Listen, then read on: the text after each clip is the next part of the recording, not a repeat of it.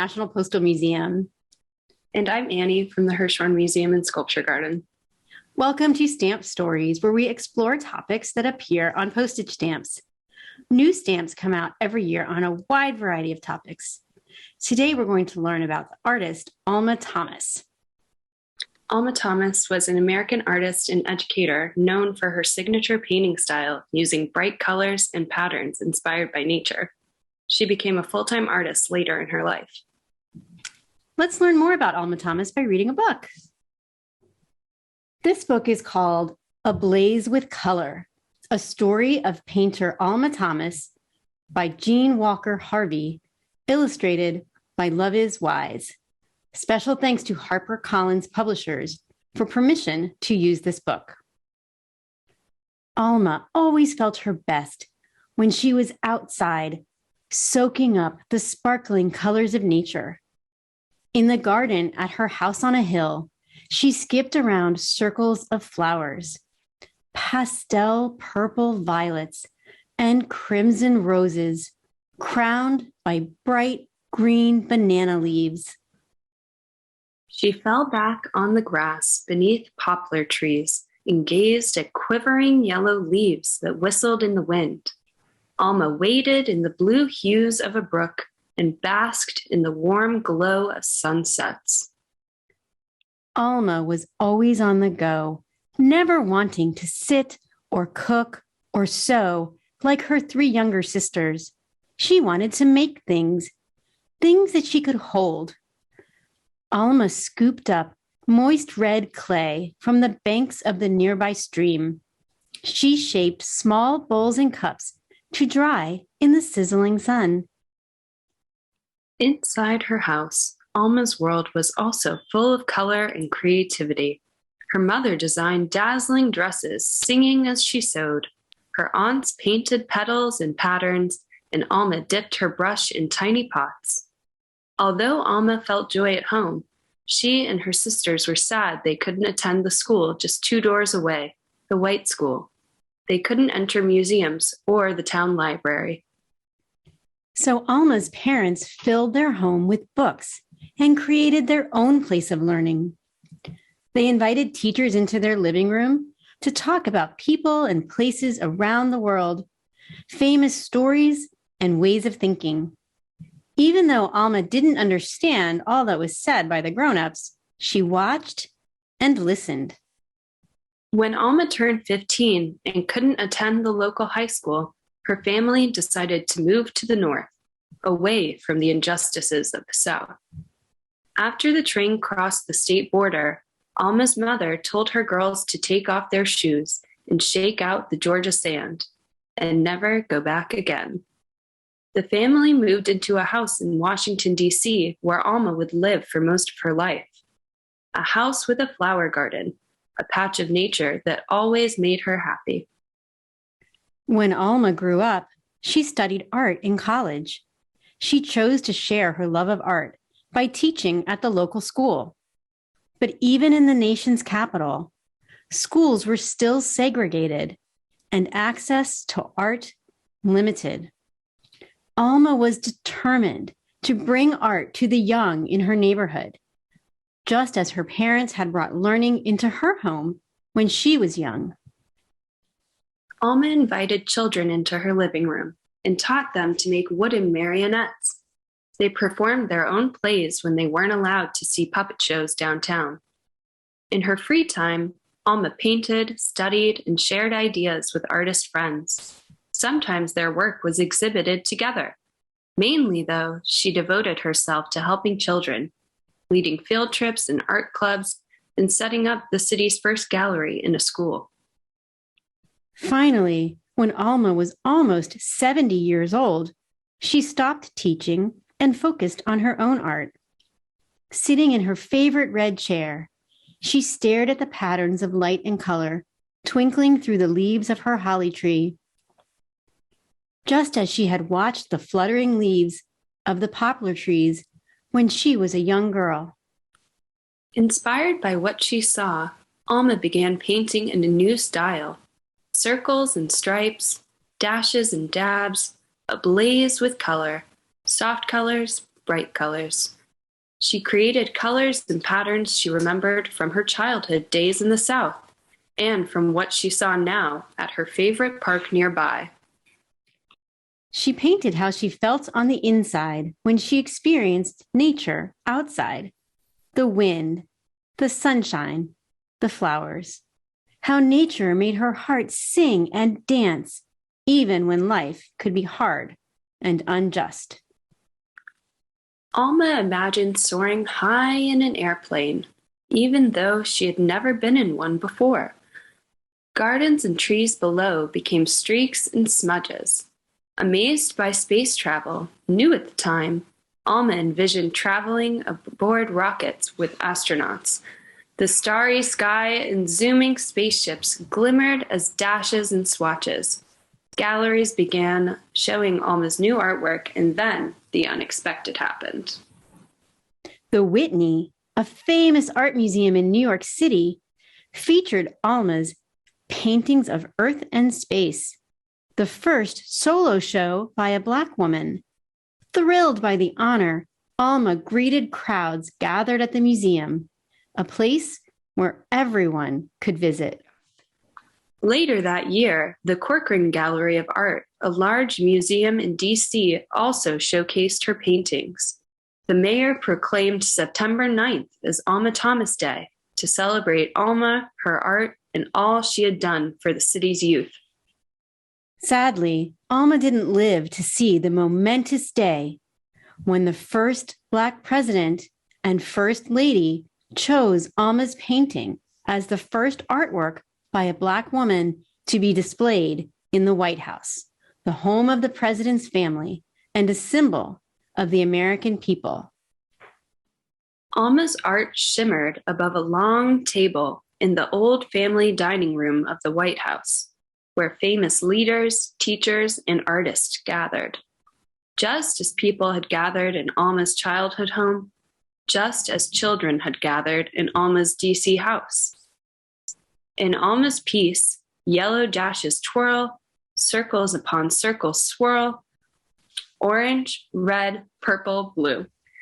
A soft, quiet center, a green of nature, a painting of hope and joy, ablaze with glorious color, Alma's colors. Now that we've learned more about Alma Thomas's life, let's look at a few examples of her work. Here are 3 of her paintings from the Hirshhorn collection. Let your eye wander across all 3 artworks. Take a moment to look closely and choose one painting to focus on. Choose one line of shapes in that painting to explore. What color is the line? What shapes do you see? How many places can you find that color in the artwork? Repeat this exercise with another line of shapes in the artwork. Do you notice any patterns? These paintings from left to right are titled Earth Sermon, Beauty, Love, and Peace, Watusi, Hard Edge, and Skylight. At first glance, Alma Thomas's paintings may seem simple, but when you look more closely, you notice how her patterns and shapes are irregular and complex. She used organic shapes, natural or imperfect shapes, rather than geometric ones, like a circle or square. The spacing between shapes creates a mosaic or puzzle-like effect.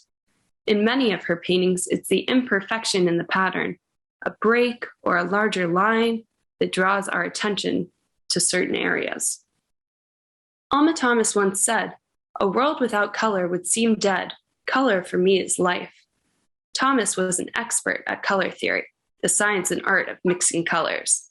When Thomas planned her paintings, she created smaller canvases with her color choices. Notice her use of color in each of her paintings. How do her color choices make you feel? When we look closely at Thomas's careful use of color and patterns, we can see her paintings are not so simple after all. Her art was inspired by nature right outside her window. She recalled, "I looked at the tree in the window, and that became my inspiration." Many of her paintings are named after the natural world, including Skylight and Earth Sermon, Beauty, Love, and Peace. Beyond her window, Thomas was excited about the changes happening during her lifetime, such as high-powered planes. Thomas began to imagine what she would see if she were in an airplane. She said, "You streak through the clouds so fast, you don't know whether the flower below is a violet or what. You only see streaks of color." This idea transformed her paintings. She began making paintings with streaks of color. The streaks are abstract versions of things in nature, like trees and flowers. At the time, Thomas had never been in a plane, so she had to use her imagination.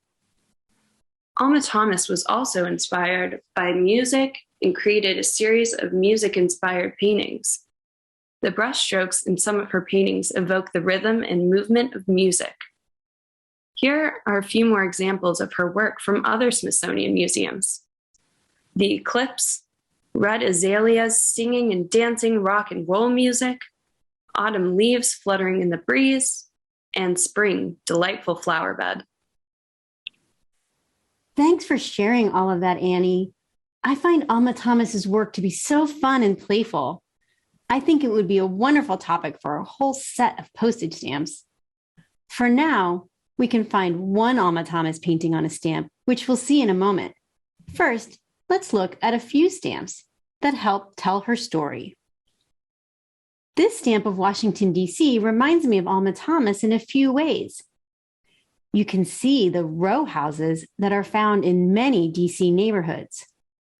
Alma Thomas lived in this row house on 15th Street for 70 years. Not only was it her home, it was also her art studio and the source of much of her artistic inspiration. Here's a photo of Alma Thomas painting in her home studio. Like Annie told us, she often painted the trees she could see out of her window and the plants she had in her beloved garden. She once said about the holly tree in her yard that inspired her, "There are 6 patterns in there right now that I can see, and every morning the wind has given me new colors through the window pane." This stamp also shows the famous Washington cherry blossoms, which Alma Thomas painted a few times. The painting you see here is called Wind and Crepe Myrtle Concerto, and it was inspired by the soft pink tree blossoms that are similar to the cherry tree blossoms. These stamps are about education. The first one says public education, and the second one says helping children learn. Alma Thomas worked very hard to receive her own education, and she became the very first student to earn a fine arts degree from Howard University, and she went on to study at Columbia University and American University. But what was even more important to her was teaching children about art. She spent 35 years as an art teacher at Shaw Junior High School in Washington, D.C., and she started community programs to give children access to art. Alma Thomas once said, "People always want to cite me for my color paintings, but I would much rather be remembered for helping to lay the foundation of children's lives." This set of stamps is called To Form a More Perfect Union, and it features artwork by 10 different artists, including this one by Alma Thomas.